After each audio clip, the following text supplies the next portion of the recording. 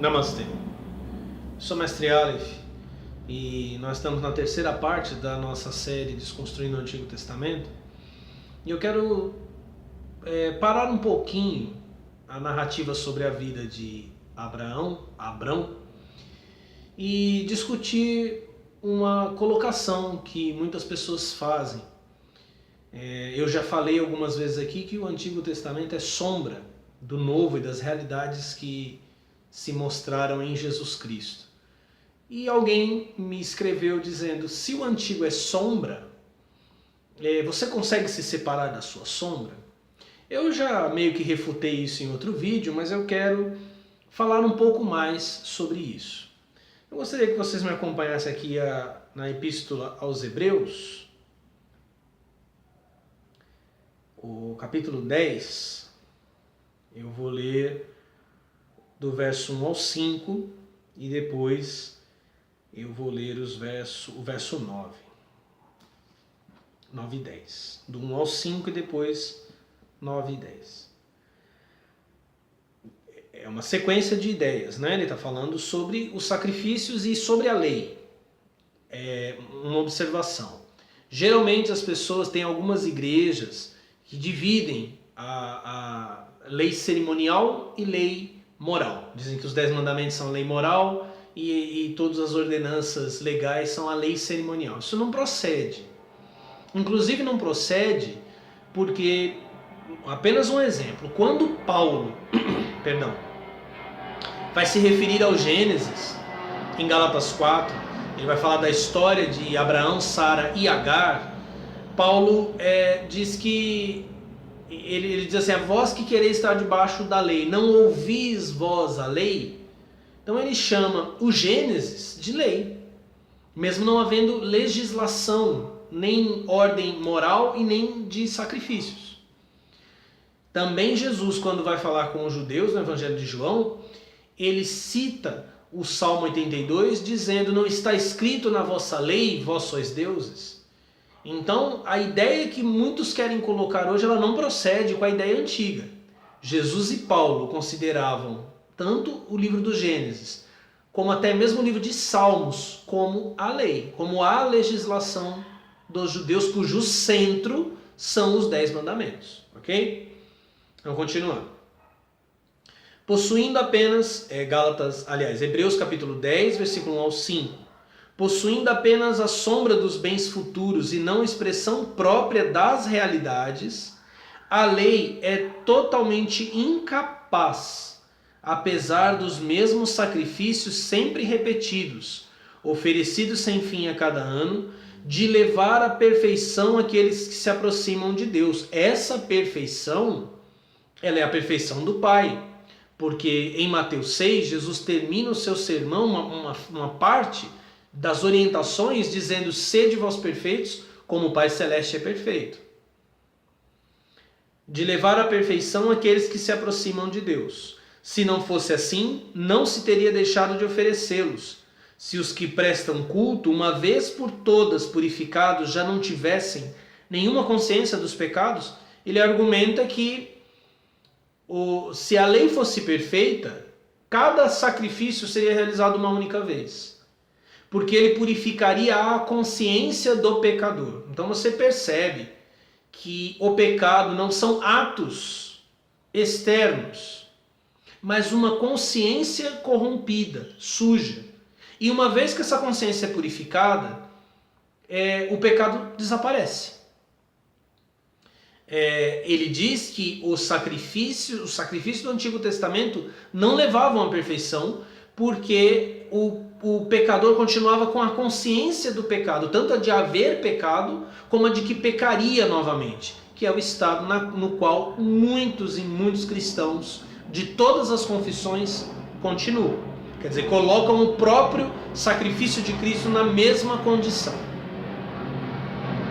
Mas ao contrário, é por meio destes sacrifícios que anualmente se renova a lembrança dos pecados.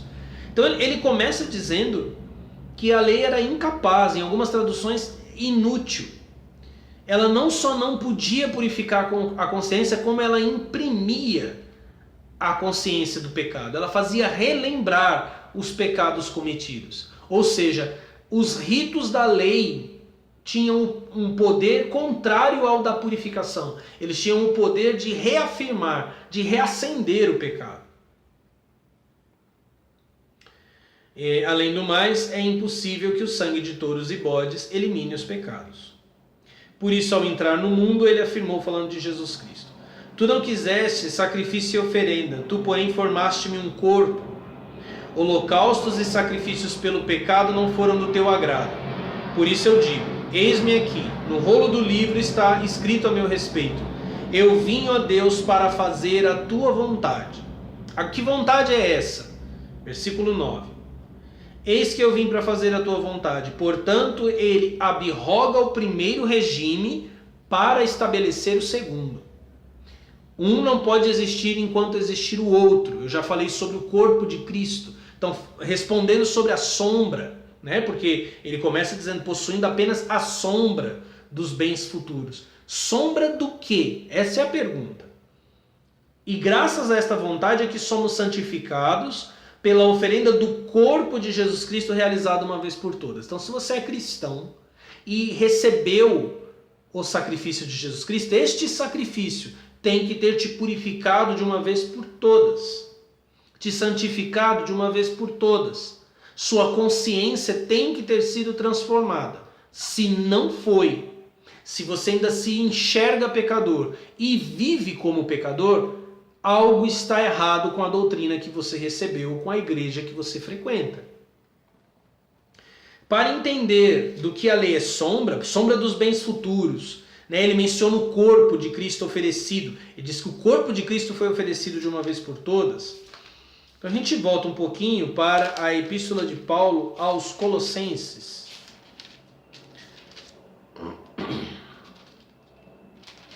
Paulo discutindo, explicando aos Colossenses no capítulo 2, no verso 16.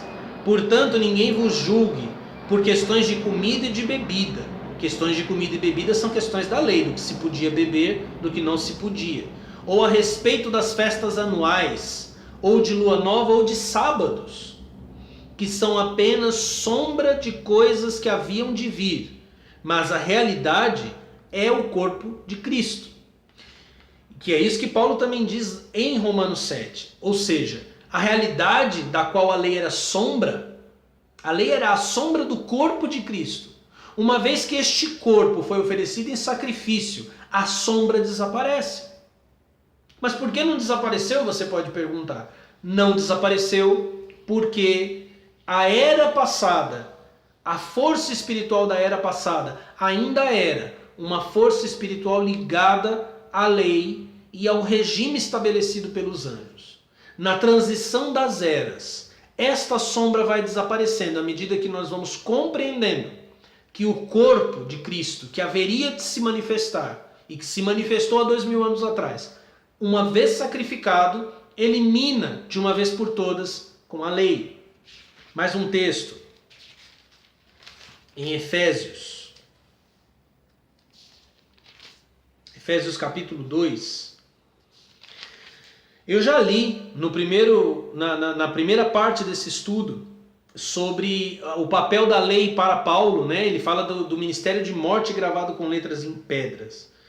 Mas enquanto eu falo, alguém pode argumentar, não, Jesus eliminou o ritualismo, né? Ele extinguiu com os ritos da lei. Mas veja só, em Efésios capítulo 2, versículo 14.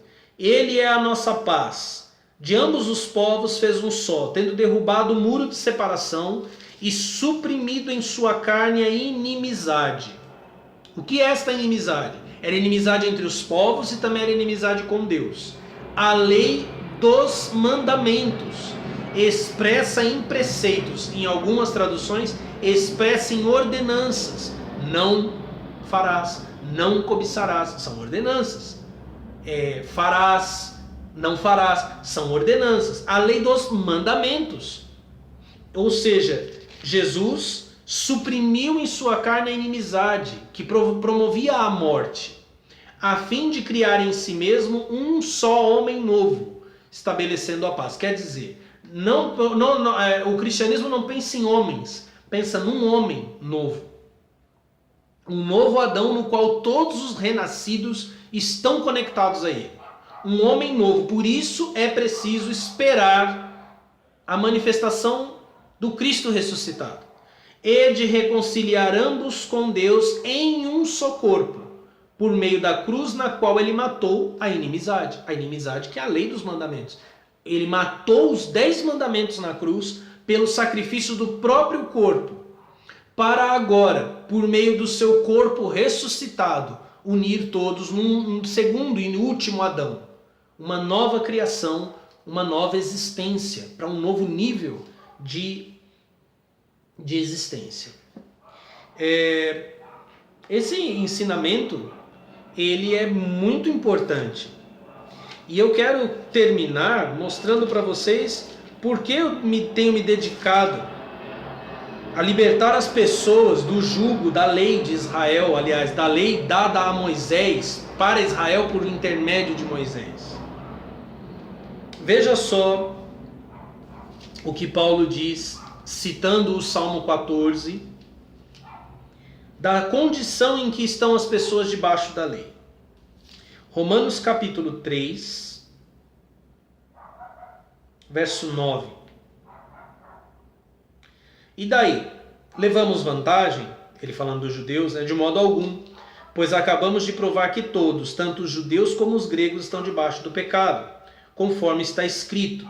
Aí ele vai, olha a descrição destas pessoas. Não há homem justo, não há um sequer. Não há quem entenda, não há quem busque a Deus. E de fato as pessoas não buscam Deus, buscam o que Deus pode fazer por elas. Essa é uma realidade catastrófica, assombrosa dos dias de hoje. Você vai ver na TV pessoas vendendo o poder de Deus, constituindo desse modo a magia negra, utilizando o poder divino para adquirir bens perecíveis, aprisionando o coração das pessoas no materialismo, na cobiça. Todos se extraviaram, todos juntos se corromperam, não há quem faça o bem, não há um sequer. O estado do povo de Israel no Antigo Testamento, todos corrompidos. O mais santo Moisés foi proibido de entrar na terra prometida. Sua garganta é sepulcro aberto, quer dizer, um túmulo aberto. Sua língua profere enganos. Há veneno de serpente debaixo dos seus lábios, ou seja, matam com a boca. Sua boca está cheia de maldição e azedume. É muito mais fácil encontrar pessoas falando mal, porque isso que é mal dizer, dizendo mal de outros, do que dizendo bem. Com palavras azedas do que com palavras doces. Seus pés são velozes para derramar sangue, ou seja, para fazer o mal. Não é só isso, você consegue observar que os pés das pessoas são velozes para ver desgraça. Bateu um carro, atropelou alguém na esquina, está todo mundo correndo para ficar lá velando o corpo. Há destruição e desgraça em seus caminhos. Desconheceram o caminho da paz, não há temor de Deus diante de seus olhos. Aqui Paulo atribui esse estado tenebroso da humanidade, que é o Salmo 14 aqui que Paulo está citando. Ora, sabemos que tudo que a lei diz, a lei dos mandamentos, é para os que estão sob a lei que o diz, a fim de que toda a boca se cale e o mundo inteiro se reconheça réu em face de Deus. Porque diante dele ninguém será justificado pelas obras da lei, pois da lei vem só o conhecimento do pecado. Compreende, meu querido? Sabe por quê? A raiz de todo o mal que nos assola vem da lei. Esses programas de TV que prometem o evangelho estão levando as pessoas ao conhecimento do pecado. As igrejas de esquina em esquina estão anunciando o ministério da morte. E elas deixam os homens num estado pior do que aqueles no qual eles estavam. A lei não tem poder, não só não tem poder para salvar, como o poder dela é inverso. É o poder que leva o homem para a condenação. Essa série tem o objetivo de te fazer entender isso e de libertar a sua mente dessa prisão e libertar você do pecado. Se você gostou desse vídeo, não deixa de colocar o seu like aí, de me dar o seu joia. Escreve para mim, aqui embaixo na descrição do vídeo está o meu e-mail, novoeon52@gmail.com. Não esqueça de se inscrever caso ainda não seja inscrito e de clicar no sino para receber as notificações. Até semana que vem, continuando a nossa série Desconstruindo o Antigo Testamento. Namastê.